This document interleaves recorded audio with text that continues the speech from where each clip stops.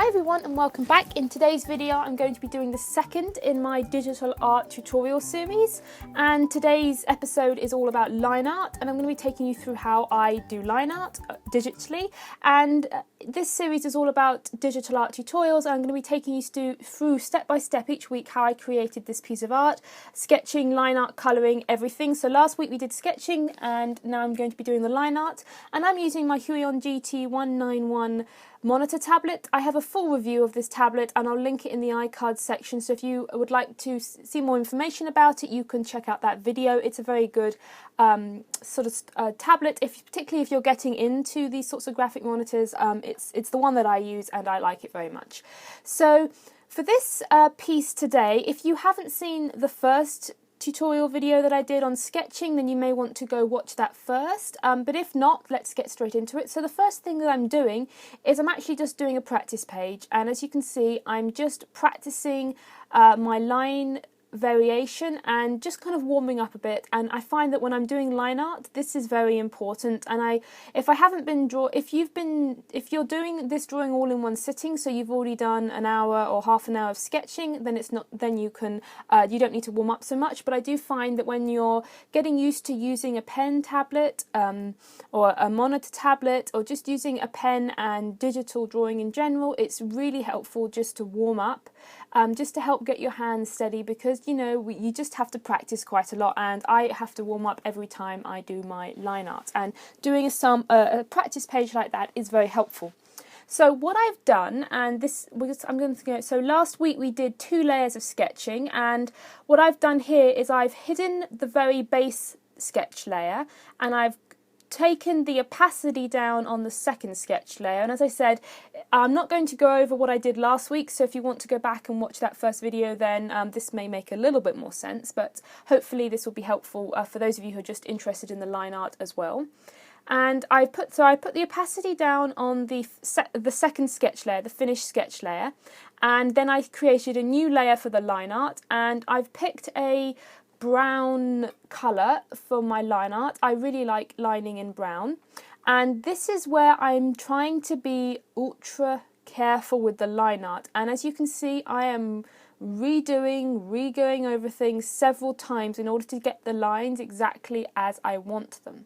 And I'm also paying a lot more attention to how I'm using the pen, and I'm trying to sort of flick it. So I'll start out light, press heavier in the middle, and then taper off again. And that's why doing that practice page of lines is very important, because that way you can kind of get to feel how your lines will look you'll begin to understand if you apply this much pressure, you'll get a line that's like this, and you begin to get the feel for it. So I do think it's important, and if you're having trouble, then it may help you to do a practice page like that. So I'm just going in and I am lining. Now, one of the other things that I find when lining, if you are using a drawing tablet or a drawing monitor. Now, on the drawing monitor that I use, I have a glove on, one of those digital art gloves, and I find that glove is really helpful for allowing my hand to glide smoothly across the screen. If you have a tablet, you can still wear a drawing glove, and they're just really helpful. Obviously, with line art, I'm trying to make the lines as smooth as possible, and you also need space. That's the other thing. If you're working in a very cramped environment, that can hinder your arm movements. So if you want to be able to move across the screen to get a nice long smooth line, then having lots of room to move your arm, even if you're using a tiny little tablet, just making sure you have plenty of room on your desk so you can move your arm, move around to different angles. That's very important, and the same for if you're working on a monitor. And I found that that is very helpful for me as well. So as you can see, I'm working on the eyes at the moment, and one of the things that I'm trying to get my lines pretty perfect the first time round. And I will redo things. If the line's not right first go, I click undo, and that's why digital art is a very forgiving medium. You have the undo button, so if you don't get it right the first time, no problem, just go ahead and redo it. But the other thing that I'm doing though is that sometimes I will leave a line because I quite like the imperfections occasionally, because I think it gives it has that kind of hand-drawn feel to it, but you can also bulk up lines, go back over them. Now I'm using a default Photoshop brush, and I'm using my monitor tablet. So I haven't got, this is not a special brush, this is a default brush that comes with Photoshop CS6, and by varying the pressure on the pen, I can get my line variation. And now I'm working up in the hat area of my sketch, and I'm doing the leaves and the flowers, and again I'm varying the lines, so it gives it a really nice organic feel when you have a lot of line variation. I particularly like it. Now of course you can set the pen to be, you can use a brush in Photoshop that has no variation, and you can also fiddle with the settings and get different variations. Now the drawing that I'm working on, as you saw last week if you were here for the first tutorial, I've set this drawing up as A3 size, so it's pretty big, and I find that the best thing to do when you're doing the line art is to be zoomed in. You need to be really zoomed in order to get a nice smooth line. And that's really important. If you're too far zoomed out and you're trying to do these enormous long lines, now I try to have no line breaks. So like here, where I'm doing these sort of viney type little bits of I have no idea what they are. I drew all these flowers from my imagination. They probably don't look realistic. But anyway, when I'm doing those long lines, now I zoomed out a tiny bit in order to be able to do them with one stroke. But still, I am very zoomed in on this drawing. And I find that if you're trying to do a very long, smooth line, it's better to be zoomed in rather than too far zoomed out. If you're too far zoomed out and you try to draw a long line, when you zoom in again to do colouring or to do details, you can find that that line is not smooth. It may look smooth when you're zoomed out, but when you zoom in, it's all wonky. Whereas if you draw lines when you're in close and you get them smooth in close, they're smooth when you zoom out again. So being very close when you're doing the line art is very important to getting nice smooth lines, and I know that smooth lines is something that a lot of people want in their digital art.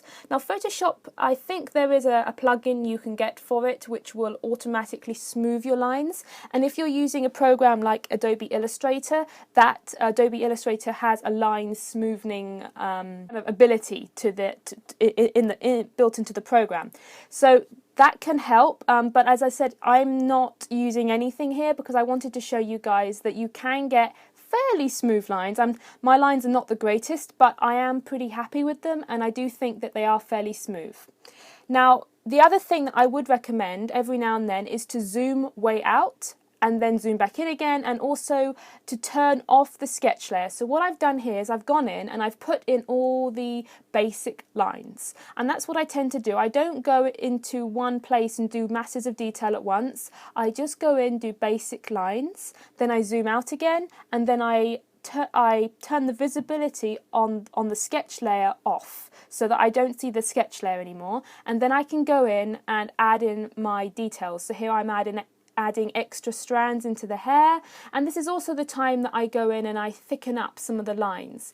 Now you could of course, when you're doing the line art, if you know certain lines are going to be thicker, you can go ahead and just adjust the pen size to get the thicker lines. I actually prefer doing it this way because that way once my main outline is in, I can zoom out and then just begin to visually see which areas need some more thickness to them. Sometimes it's quite hard to judge that too early on, and you don't want to overpower one side. So I would definitely recommend, and that's how I like to work, is just in sections. So I will do my main outlines, then I go in with my details, and then I go in with my and thicken any lines up, and then at that point I untoggle the sketch layers.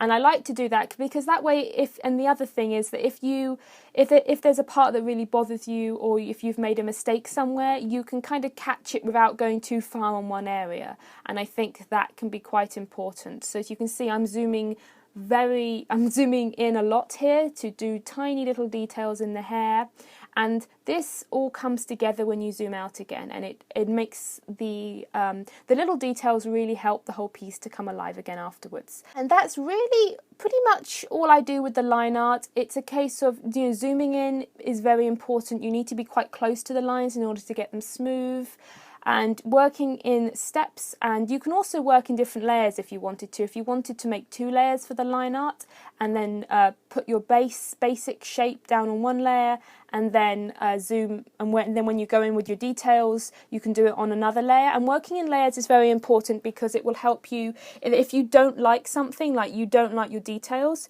you can delete them really easily. So especially when you're beginning, if you work in as many layers as possible, it makes it much easier to erase things. Because if I was to go in and try and erase little details now, at this point, I would find it very difficult to erase them without erasing other lines that I want to keep. So working in layers can definitely save a lot of time in the long run when you're doing the line art.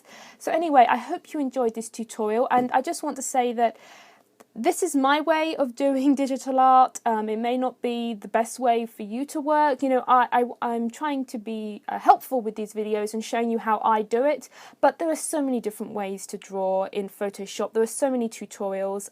What I like to do is I like to watch a load of different tutorials and take the most useful aspects from each tutorial and apply them to my work, or just apply the aspects that I feel would suit what I want to do most. So hopefully you guys can take the most useful aspects for you from this video. Anyway, I hope you will join me again next week for the next stage of this picture, and we're going to be tackling the colouring and the shading. So I'll see you again next time, and make sure you leave a comment down below and subscribe if you're not already. I do art videos every week, and I'll see you next time.